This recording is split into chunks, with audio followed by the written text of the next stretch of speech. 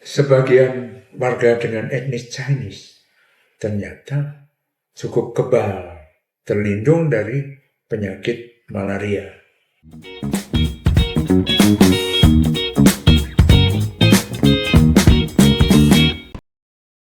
Apa kabar, sahabat sehat? Kita jumpa lagi ya. Saya Dr. Budi Pranowo dari Klinik Eksekutif Sito, Yogyakarta. Judul kali ini cukup menarik juga. Benarkah etnis Tionghoa kebal malaria? Wah, hebat sekali dong, kebal malaria. Wah, mari kita bahas lebih dalam ya. Malaria adalah penyakit yang ditularkan antar manusia dengan perantaraan gigitan nyamuk Anopheles betina. Gigitan nyamuk menularkan parasit Plasmodium dari air liur nyamuk ke dalam darah manusia yang digigit nyamuk tersebut. Parasit Plasmodium itu akan mengalir ke hati dan di sana mereka berkembang biak. Jadi banyak, lalu menyebabkan penyakit. Ada 4 spesies Plasmodium yang dapat menyerang manusia: Plasmodium falciparum, Plasmodium vivax, Plasmodium ovale, dan Plasmodium malariae. Akhir-akhir ini tambah satu, yaitu Plasmodium knowlesi. Tambahan ini, knowlesi ini menarik, tapi nanti lain video saja. Ini yang umum 4 ini dulu. Sebarannya kemana? Hanya ke negara-negara yang beriklim tropis dan subtropis. Benua Afrika, Amerika Latin, Asia, dan Afrika. Afrika, Amerika Latin, Asia. Yang luput benua Eropa dan Amerika Utara. Lalu negara-negara dengan daratan yang besar dan luas di Asia seperti Cina, India, Pakistan juga terserang malaria, tapi tidak seluruh negara itu kena malaria, hanya area tertentu. Misalnya Cina, yang kena hanya Cina Selatan, India yang kena hanya India Selatan, Pakistan hanya Pakistan Selatan. Kenapa? Karena yang utara dingin. Yang utara iklimnya ya sudah seperti Eropa, jadi nyamuknya tidak ada di sana. Di antara 4 spesies tadi, yang paling berbahaya adalah Plasmodium falciparum. Ini dapat menyerang organ-organ penting seperti paru-paru, darah, ginjal, hati, dan otak. Yang parah, yang terkenal adalah di ginjal, disebut black water fever karena air kencingnya berwarna hitam. Di otak juga parah, disebut malaria cerebral. Ya seperti halnya COVID, yang daya tahannya rendah juga lebih berisiko untuk menjadi parah ya. Sebagian warga dengan etnis Chinese ternyata cukup kebal, terlindung dari penyakit malaria. Ini benar-benar terlindung kalau ini, bukan karena variasi rumah atau apa, perbedaan rumah, tidak seperti demam berdarah dengue. Ini betul-betul terlindung karena sebagian etnis Chinese ini mempunyai kekurangan kadar enzim G6PD, G6PD, glucose 6 phosphate dehydrogenase. Itu kurang ya. Kekurangan itu sebetulnya kerugian. Karena sel darah merah mereka menjadi lekas rusak jika terpapar zat kimia tertentu. Tapi kalau tidak terkena zat kimia yang oksidatif itu tidak. Nah, kalau dimasuki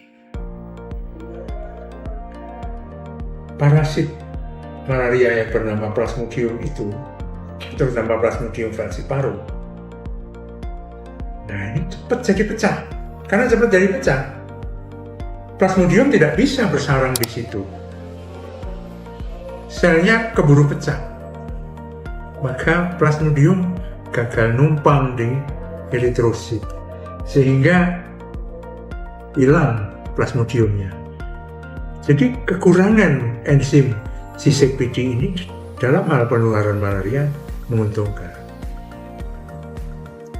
Tidak selalu kebal total, kadang-kadang hanya kebal sebagian saja.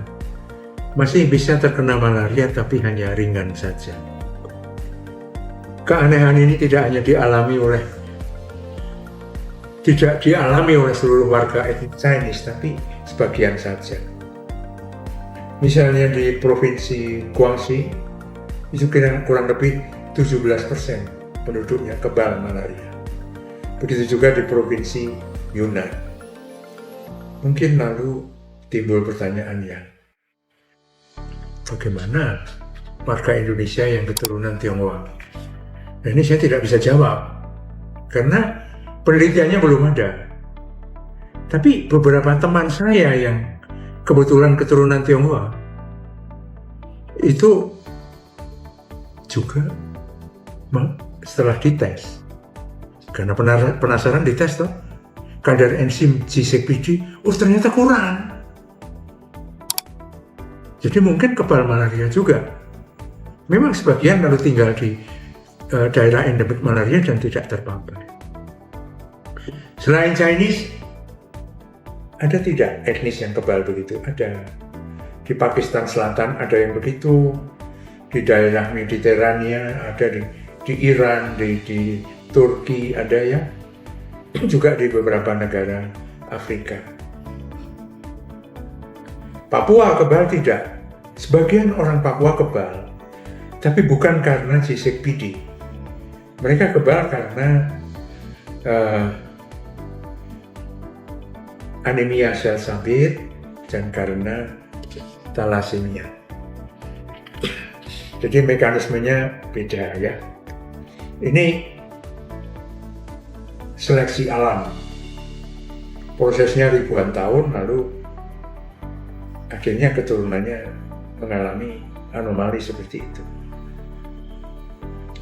Malaria sendiri sudah lama sekali, ribuan tahun. Pemberantasannya juga sudah sejak 1 abad yang lalu. Waktu saya masih kecil, tahun 1950-an, 60-an itu juga sudah ada mobil-mobil pemberantasan malaria itu lewat di depan rumah saya itu ya. Upaya itu sudah ada. Tapi belum hilang. Setiap tahun masih ada kira-kira 200 juta penderita malaria di dunia, dan yang meninggal kira-kira 600.000 orang. Jadi masih 600.000 orang meninggal karena malaria. Meskipun malaria sudah diberantas dengan berbagai upaya. Nah, di Indonesia ada daerah-daerah endemis malaria, misalnya di Papua. Bagaimana kalau orang dari luar Papua mau berkunjung ke Papua?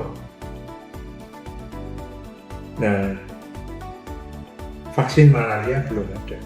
Kita tidak bisa minta ke rumah sakit, ke klinik, minta vaksin malaria, tidak ada. Tapi kita bisa minta obat pencegah malaria. Doxycycline, mefloquine, chloroquine, primaquine, atau proguanil bisa. Tidak semua cocok untuk semua orang. Misalnya untuk ibu hamil, untuk anak-anak ya, sebagian obat tidak cocok. Juga untuk orang yang defisiensi atau kekurangan enzim C6PD itu juga tidak cocok. Nah, kecuali itu ya lampu ya, pencegahan ala jadul ini masih mempan ya, kelambu. Dan kelambu modern juga bisa dilapisi dengan zat insektisida. Juga kita bisa olesi kulit kita dengan lotion anti nyamuk sehingga kita tidak terpapar malaria.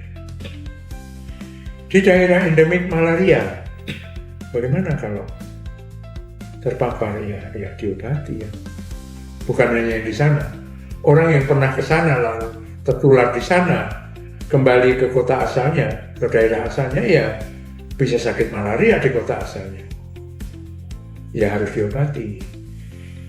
Itu bukan bakteri, jadi obatnya bukan dengan antibiotik tapi dengan antiparasit. Dulu saat saya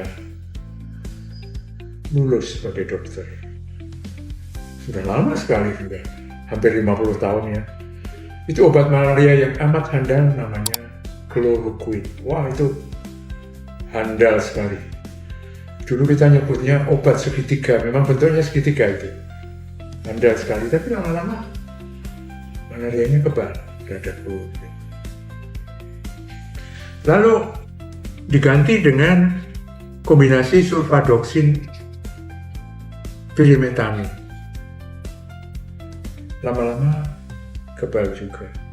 Sekarang yang masih mempan adalah obat yang namanya ACT, Artemisinin Based Combination Therapy.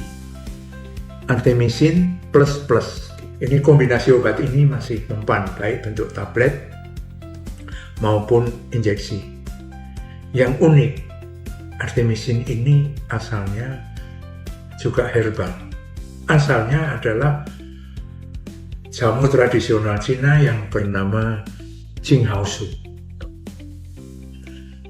Jinghaosu ini oleh seorang ahli farmasi Cina yang bernama Tu Yuyu. Ini diteliti dan diolah sedemikian rupa sehingga menjadi obat modern artemisin yang kita kenal sekarang ini dan dipakai di seluruh dunia.